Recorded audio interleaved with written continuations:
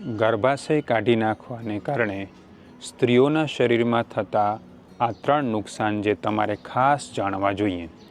મિત્રો, મોટે ભાગે આપણે એવું માનીએ છીએ કે અમુક ઉંમર પછી જો સ્ત્રીઓને ગર્ભાશયને લગતી કોઈ સમસ્યા થાય અને એનો ઉપાય ન મળતો હોય તો એમણે ગર્ભાશય કઢાવી નાખવું જોઈએ. અને મોટા ભાગના આવા પ્રકારના કેસીસમાં ગર્ભાશય કાઢી નાખવાના કિસ્સા હમણાં ખૂબ જ વધી ગયા છે. લોકો એવું માને છે કે એનાથી કંઈ નુકસાન નથી થતું હોતું, પણ આયુર્વેદ અનુસાર જો તમે નાની ઉંમરે ગર્ભાશય કઢાવી નાખો છો તો તમારા શરીરમાં 3 નુકસાન થઈ જાય છે. એ નુકસાન વિશે આપણે વાત કરીએ એનાથી પહેલાં મારી આપની નમ્ર વિનંતી છે કે તમારો કોઈપણ પ્રકારનો પ્રશ્ન હોય, ડિઝીઝ માટે હોય, હેલ્થ માટે હોય, ડાયટ કે લાઇફસ્ટાઈલ માટે હોય, તમે મને કોમેન્ટ બોક્સમાં જરૂર પૂછો. હું મારા 15 વર્ષના ક્લિનિકલ એક્સપિરિયન્સ અને આયુર્વેદના પ્રમાણભૂત ગ્રંથોના આધારે એનો જવાબ આપતો વિડીયો બનાવીશ. મિત્રો, થોડા સમયથી મારી પાસે એક પેશન્ટ જિગીશાબેનની ટ્રીટમેન્ટ ચાલુ છે, જેમની 34 વર્ષની ઉંમર છે. એમને આખા શરીરમાં વા છે, સાંધા પકડાઈ જાય છે, સાંધામાં જકડાટ રહે છે, દરેક નાના સાંધામાં ખૂબ જ દુખાવો રહે છે અને ખાસ કરીને હાથના સાંધા વળવાના શરૂ થઈ ગયા છે. સાથે સાથે એમને ખૂબ ગેસની સમસ્યા રહે છે, શરીર ખૂબ દુબળું પાતળું છે અને ખૂબ જ નબળાઈ રહે છે. માત્ર 34 વર્ષની ઉંમરે વા થવાના ઘણા બધા કારણો હોય છે, પણ જ્યારે મેં એમની ડિટેલ હિસ્ટ્રી લીધી ત્યારે ખબર પડી કે 30 વર્ષની ઉંમરે ગર્ભાશયમાંથી ખૂબ જ વધારે પ્રમાણમાં બ્લીડિંગ થવાને કારણે એમણે ગર્ભાશય કઢાવી નાખ્યું. ગર્ભાશય કઢાવી નાખવાના 1 જ વર્ષ પછી ધીરે ધીરે એમના સાંધા પકડાવાના શરૂ થયા અને એમને આ પ્રોબ્લેમ શરૂ થઈ ગયો. મિત્રો, આયુર્વેદ અનુસાર ગર્ભાશય પણ એક પ્રકારનું મર્મસ્થાન કહેલું છે અને એનું શરીરમાં રહેવું એ ઘણા બધા રોગોને શરીરથી દૂર રાખે છે. નિયમિત રૂપે આવતો માસિક સ્ત્રાવ ઘણા બધા ફાયદા કરે છે.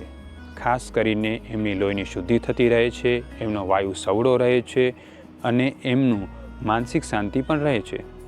પણ જ્યારે ગર્ભાશય કઢાવી નાખવામાં આવે ત્યારે મોટે ભાગે શરીરમાં 3 પ્રકારના ફેરફાર થઈ જાય છે. સૌથી પહેલો ફેરફાર, જે માસિક સ્ત્રાવ આવવાને કારણે એમના શરીરમાં લોહીની નિયમિત રીતે શુદ્ધિ થતી હતી એ શુદ્ધિ થતી અટકે છે, જેને કારણે લોહીનો બગાડ થવો, લોહીમાં વાયુ પિત્ત કફનું પ્રમાણ વધી જવું, જેને કારણે કાં તો વા થાય અથવા તો ચામડીના કોઈ રોગો થાય અથવા તો વધુ પ્રમાણમાં વજન વધી જાય. બીજા નંબરે, ગર્ભાશય કાઢી નાખવા પછી બહેનોને વાયુની પ્રકૃતિ થઈ જાય છે, એટલે કે પેટ અને પેડું ફૂલાઈ જાય છે, પેટમાં સતત ગેસ રહે છે, ઓડકાર આવવાની શક્યતા રહે છે, જેને કારણે અગ્નિમન થાય છે, એટલે કે પાચન બગડે છે અને પાચનને લગતી સમસ્યાઓ થઈ જાય છે. ત્રીજા નંબરે, ગર્ભાશય કાઢી નાખવા પછી બહેનોને ઊંધા ગેસની સમસ્યા થવાની શક્યતા ખૂબ જ વધી જાય છે, એટલે કે ઉદાવર થઈ જાય છે, વાયુ અવળો થઈ જાય છે અને માથામાં દુખાવો કે શરીરમાં દુખાવો રહેવાની શક્યતા પણ રહે છે.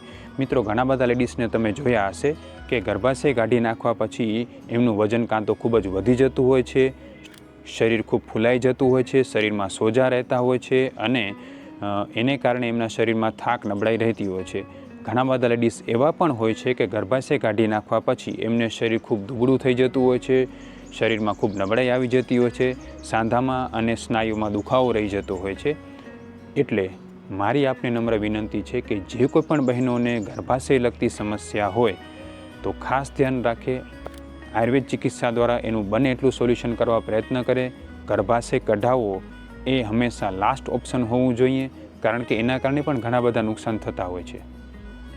શું તમારામાંથી પણ કોઈને ગર્ભાશય કાઢવા પછી કોઈ સમસ્યા થઈ છે?